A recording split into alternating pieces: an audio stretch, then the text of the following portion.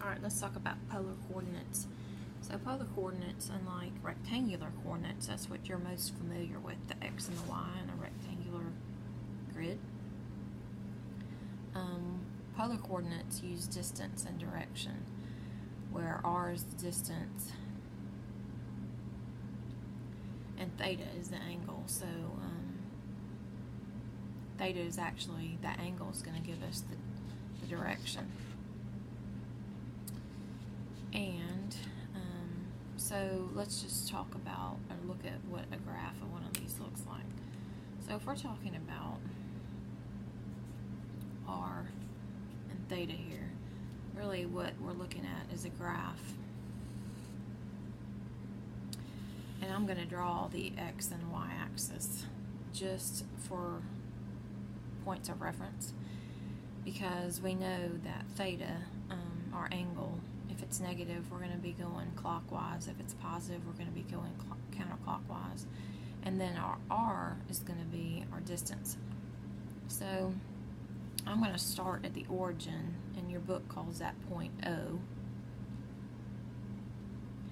And then I'm going to look and see what direction I'm going. So I'm going to start here at my origin, and I'm going to go negative 2 pi over 3. Well, negative 2 pi over 3 is going clockwise. And if you don't deal with radians, you know this is like negative 120 degrees. So here is negative pi over 2,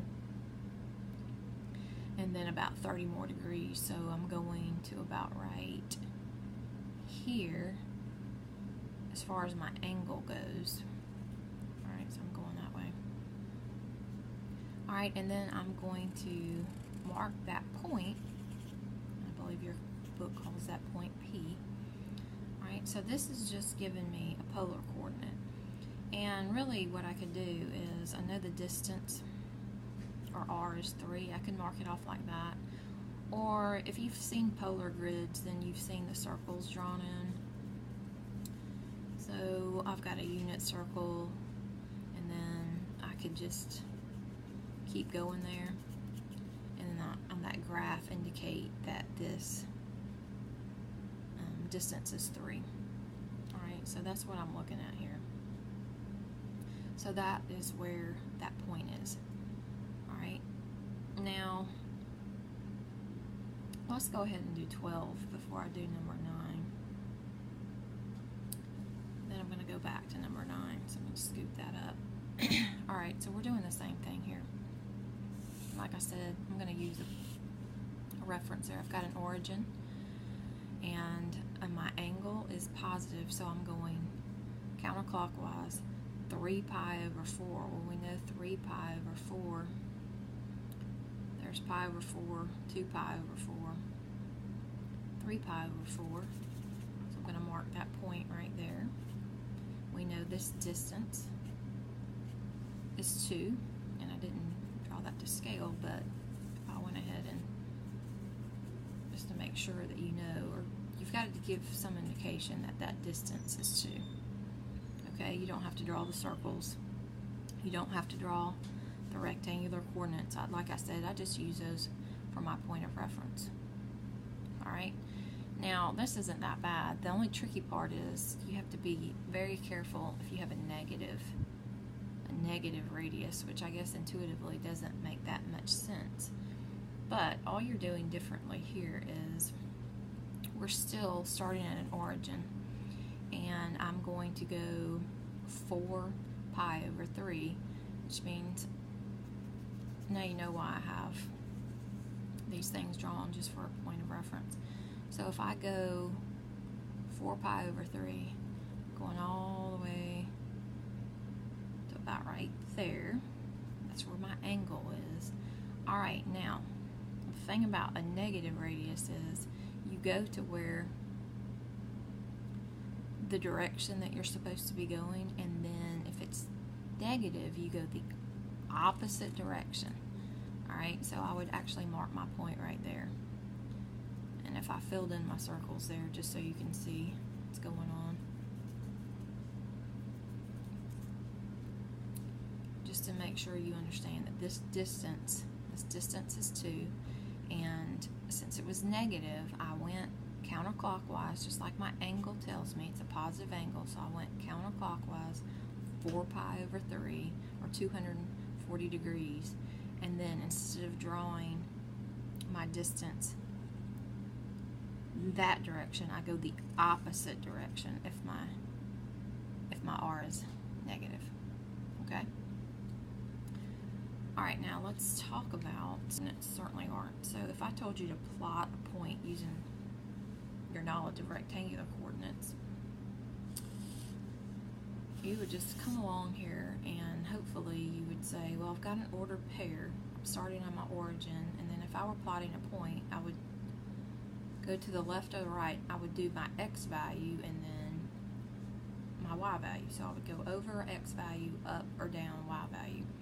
Alright, so let's just think about that.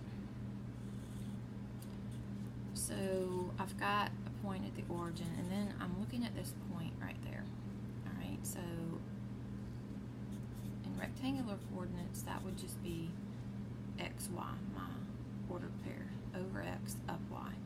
Alright, in polar coordinates, now I'm looking at r and theta, my distance and my direction. So I know that I would go in the direction of my theta. If theta was positive, I would be going counterclockwise, and then I would go the distance of r, and I would mark that point. Alright, so there's definitely a relationship between rectangular and polar coordinates. It's just a matter of, what is it? We know this value is x. We know this value is y. We also know in polar coordinates that this value is r. That's what we've been graphing. That's our distance. Alright, so let's set up some relationships between these rectangular coordinates and polar coordinates.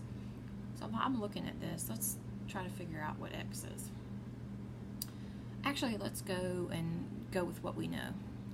Right now I'm looking at a right triangle, and probably the most common thing you know about a right triangle is the Pythagorean Theorem.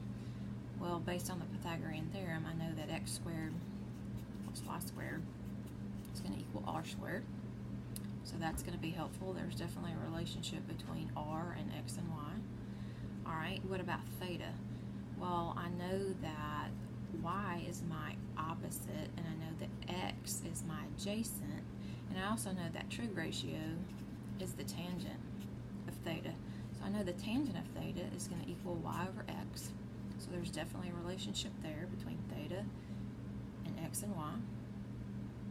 Alright, and then let's see what x would be, for example. Alright, so if I'm looking at x, well, I know that theta in relationship to x is adjacent to theta, and I'm thinking adjacent over hypotenuse. Well, I know that the cosine of theta is adjacent over hypotenuse, in this case is my r, which means that x is r times the cosine of theta. Alright, so that gives me another relationship. There's two, there's another one. And then y, similarly, I'm going to use opposite over hypotenuse. So I know that the sine of theta is going to equal y over r.